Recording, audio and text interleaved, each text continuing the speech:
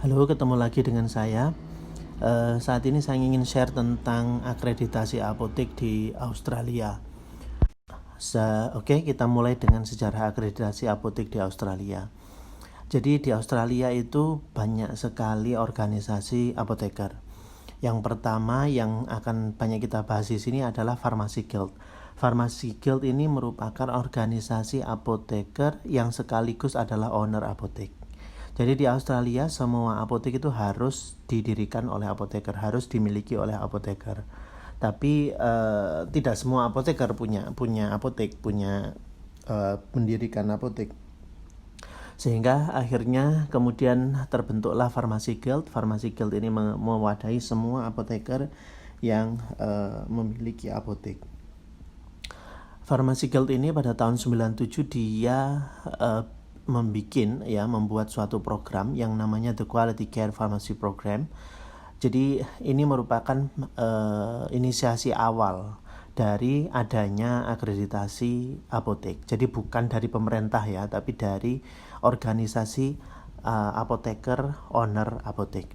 Kemudian tahun 98 QCPP ini mulai mengakreditasi apotek-apotek. Saat ini kondisinya 92% apotek di Australia itu sudah terakreditasi oleh QCPP.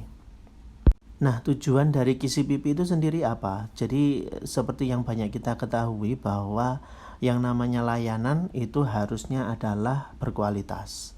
Yang layanan kesehatan itu juga selain berkualitas, dia harus memiliki tingkat keamanan yang tinggi. Kemudian selain itu dia harus berlangsung secara konsisten. Jangan sampai sekarang baik, besok jelek, besoknya lagi baik lagi, tidak seperti itu. Jadi harus konsisten.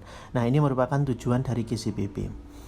Nah, QCPP itu sendiri apa? Jadi QCPP itu secara organisasi dia sudah bukan dari bagian The Guild ya, bukan dari bagian Pharmacy Guild, tapi dia merupakan lembaga independen yang dia juga diakreditasi oleh lembaga akreditasi Australia dan New Zealand, JAS ANZ.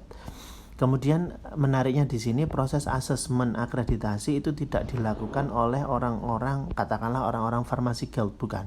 Tapi dilakukan oleh surveyor dari lembaga tersendiri yang namanya Ernst & Young.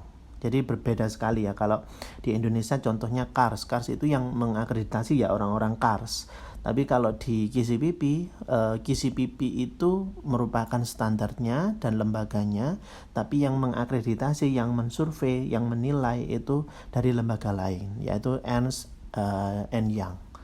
Gitu.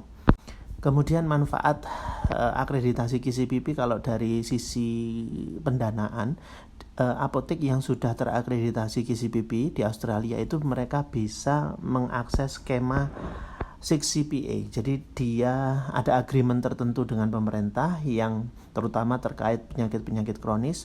Ketika apotek melayani sesuai dengan agreement ini, maka dia bisa mendapatkan pendanaan khusus. Nah, akses ini yang bisa dibuka melalui akreditasi QCPP. Kemudian selain itu yang terpenting lainnya adalah pengakuan kualitas layanan.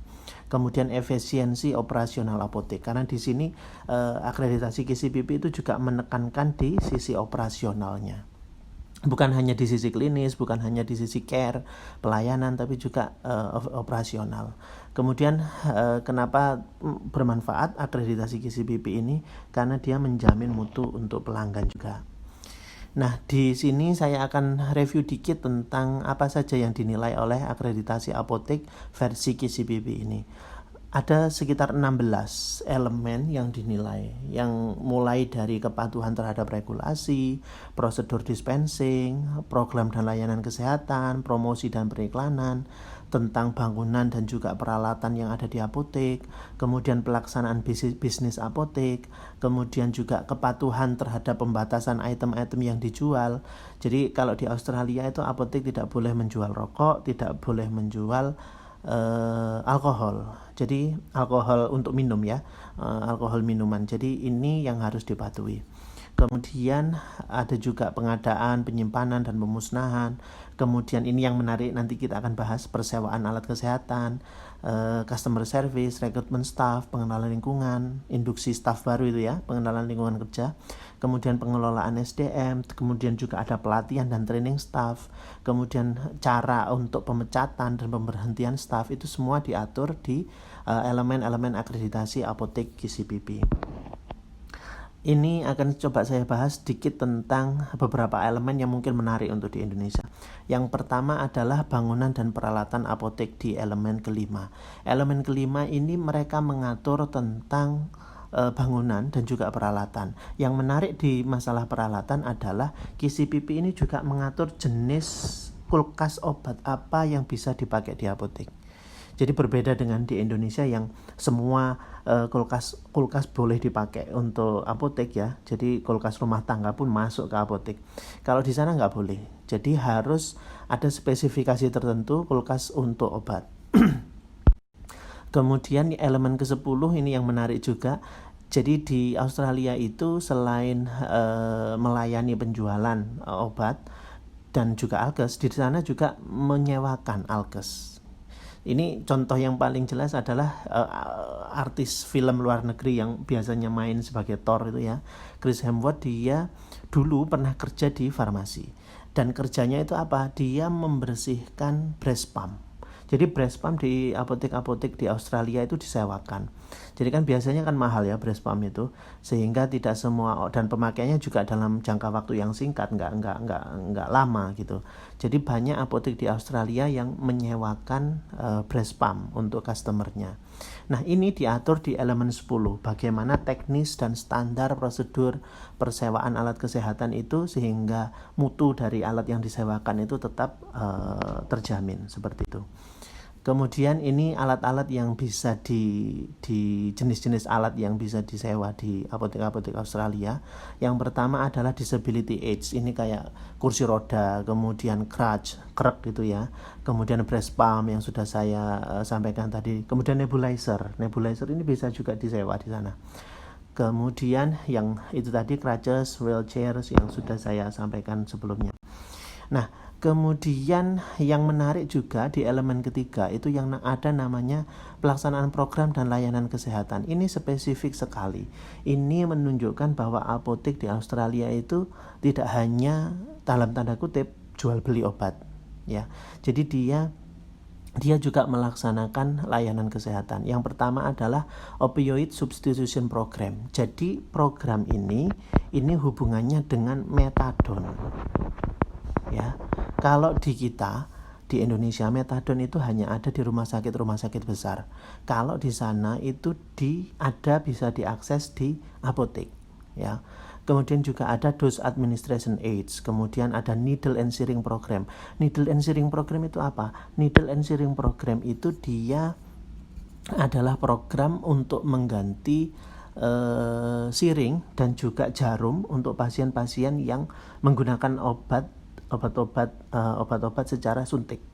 Jadi untuk pasien-pasien narkoba ya kalau di kita, sehingga penularan penyakit seperti HIV, hepatitis itu dapat ditekan. Kemudian smoking cessation service ini untuk program berhenti merokok. Program berhenti merokok itu dijalankan di apotek-apotek Australia.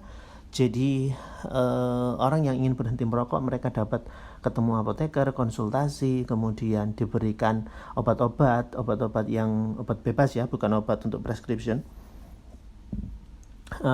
sehingga mereka bisa menghentikan kebiasaannya merokok. Di Indonesia servis ini sama sekali tidak ada, baik di apotek maupun apalagi di apotek ya, baik di rumah sakit maupun di apotek gitu. Kemudian ada juga medicine adherence, kemudian ini yang menarik juga absence from work certificate. Jadi kalau di Australia, kalau misalnya nggak masuk sehari atau 2 hari itu nggak harus ke dokter untuk minta surat keterangannya, tapi bisa ke apoteker. Kemudian vaccination services itu vaksinasi, biasanya kalau di Australia itu vaksinasi flu. Ya, itu harus terstandar sesuai dengan elemen 3. Nah, setelah melihat kondisi di Australia yang begitu maju, pertanyaan selanjutnya adalah apotek Indonesia itu kapan akan menerapkan standar-standar yang seperti ini, ya. Oke, kalau ada yang mau didiskusikan, monggo kita akan diskusi.